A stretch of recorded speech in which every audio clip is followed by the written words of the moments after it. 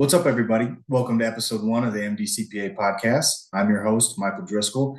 Very excited to kick off this new series. Every episode, we're going to bring on a business professional. We're going to talk a little bit about what they do for their career, what their professional goals are, and then we're going to dive into any topic that they decide to bring to the table and just have a conversation around that. So, very excited for this. So, without further ado, here's episode one. All right, welcome to episode one. Our first guest today is Carl Seaholm, one of my great friends, a friend of the program. Carl and I actually used to go to college together at CU Boulder. So welcome, Carl. Appreciate you joining the show. Yeah, thanks for having me. It's be a good time. Yeah. Cool. Kick things off. Tell us a little bit about yourself, your professional goals, what you've been doing after school here the last, it's been 8 or 9 years at this point. So. Yeah, it's been a while. Yeah, so currently right now what I'm doing is I am freelance web developing, looking, possibly for a career in development. And I'm writing on the side. So that's currently what I'm doing right now. I've had a whole host of different jobs, mostly in sales after college. And yeah, but really loving web development and writing, and those are my main two focuses right now. So Nice. So yeah, you talk a little bit about, I know you were in sales for a while. It's a very up and down career path, obviously. So just talk a little bit about what drove you to web dev, away from sales. yeah, so I guess like to give some background context on it, like I really didn't know what I wanted to do after college. And anyone that doesn't really know what they want to do and they have a business degree like I did, you just kind of fall into sales. I think that's kind of the typical route. And people can make a lot of money in sales. It's not that big of a deal. Like it's totally fine. That just really wasn't what I really wanted to do, I think. And I really didn't know what routes I want to take because I didn't really score great on tests, and I didn't think I was smart enough to do like development or engineering or anything like that. But when I moved out to San Diego in 2019, I kind of started this blog, and that led me down the rabbit hole of two things. One, writing. Like I started writing my blog, and I realized I did have an interest in writing because I always wanted to do something creative. I was like an actor in middle school. I wanted to be an actor in like high school. I don't think LA is for me, and I don't really love being on the screen that much. Um, and From there, I started trying to like customize and build out designs for my blog. And I realized that I did have an interest in this, in the coding lifestyle, but I really didn't know where to start, what to do. There's so much information that I just did not know what to do. So COVID came around, I kept writing, kept building that stuff out. And then I was like, okay, let's just try out some, coding languages and just see what happens. I started playing around with Flutter and Dart, making like little apps for myself, just kind of play around with things. That led me into, web development and trying to play around with back end stuff and front end stuff and trying to see, what I like about things or what specifics I likes or specific I like. And that led me down to like front end development. And I really like the kind of design of stuff and seeing how to make things easier for users and really try to find the best, organizational layouts for people to like easily get information, but also be able to kind of do what they need to do and navigate through the website. So, um, just to kind of summarize, through that blog I had, it helped me out realizing that I loved writing, loved like sort of coding and designing things. And I kept following those passions and it kind of led me here. And so now we're here and I've, helped build out your site and stuff. And it's been a great time. So yeah. Yeah, that's great. So yeah, you did from start to finish. You did the full website for mdcpallc.com. I came to you with a very broad goal of what I was looking for.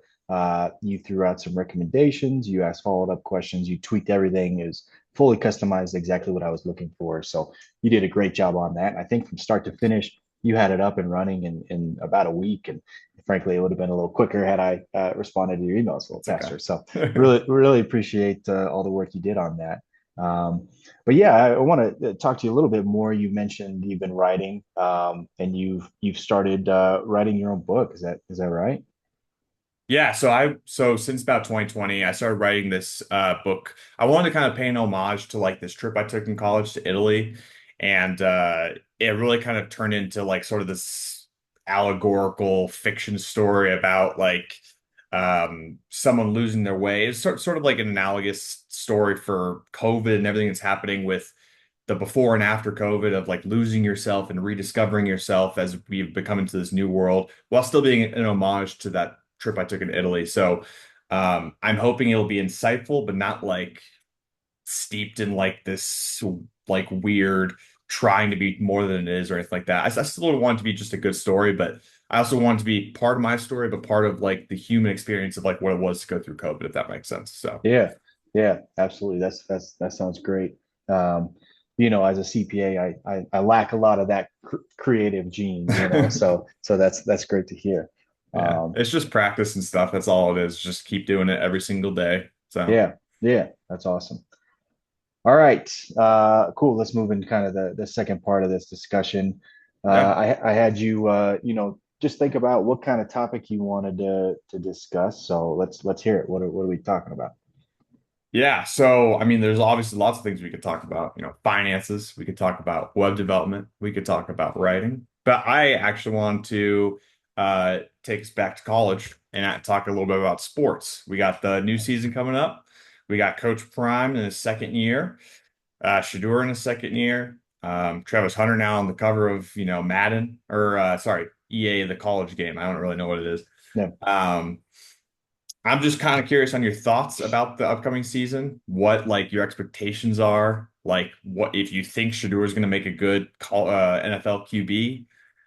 Curious your takes on everything, how you expect the season to go with the new conference and everything.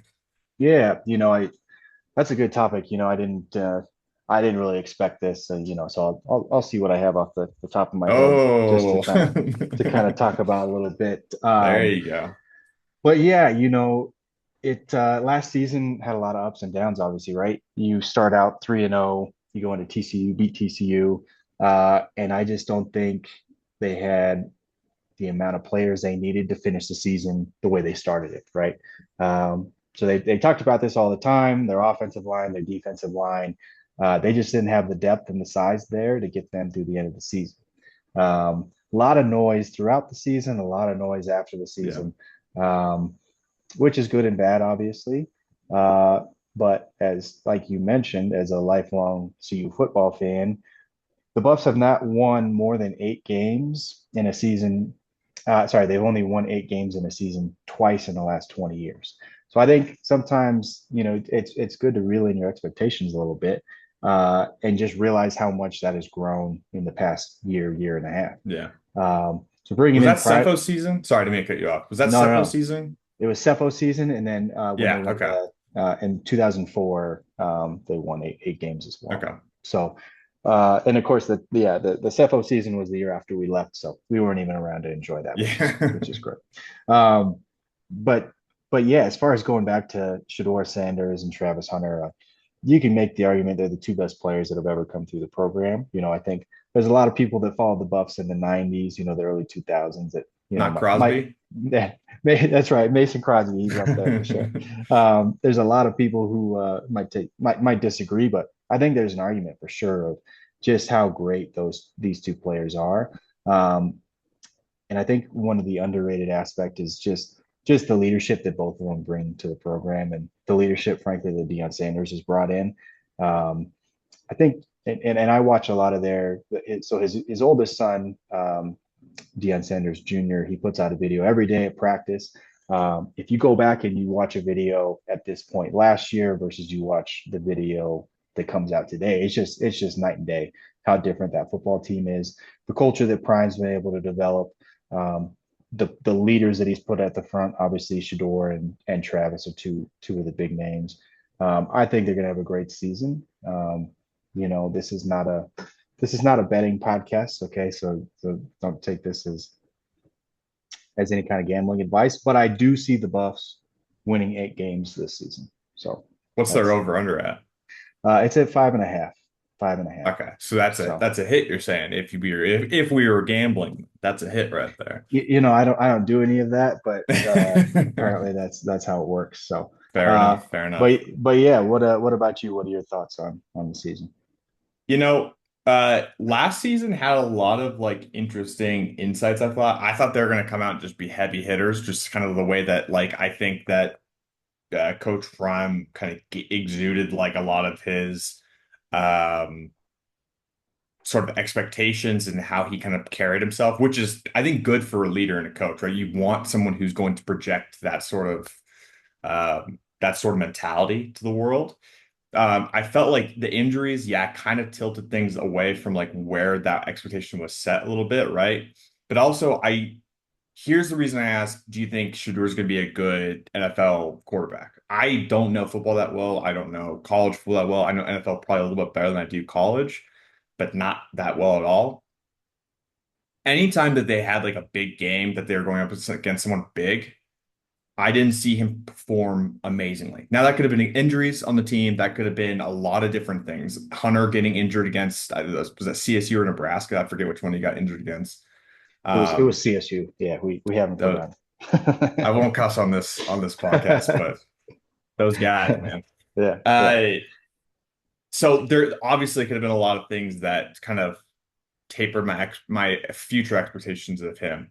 I did see him, ball out in those first three games or whatever. But that was against TCU. I'll give you that one. They were like supposed to be really good. They're coming off of a number 3 seed the season before, but then you had like Nebraska, you had a couple others, and after that, I sort of saw him fall off. So that's why I'm like, I want your take because you know the program better than me. Like, do you think he's going to be a good NFL quarterback? Do you think he at least has the prospects for it? Like, give me your take on that because I am getting a little like, okay, if we were doing a dynasty draft today, would I take him at like 2 or like 1, or would I maybe wait see if he falls a little further or like see what team he lands on or whatever? So I don't know what your take is on that, but I'm curious. Yeah, so he actually just started his own podcast. I think it's good. It's perfect timing, as he might say. Uh, Him and I are putting a podcast out in the same month. But he just had a podcast with his older brother Shiloh, who's also on the team, and then his oldest brother who puts out the videos every day. And he talked about that, and he took a lot of criticism last year with just how poor his footwork is. Hmm. So he ended up getting sacked 52 times last year, which is I can't remember where that ended up in the rankings, but he was It's in got to the be high. last. It was in the last 100 plus schools of most sacks allowed. I think he ended up second to most in the FBS, That's nuts.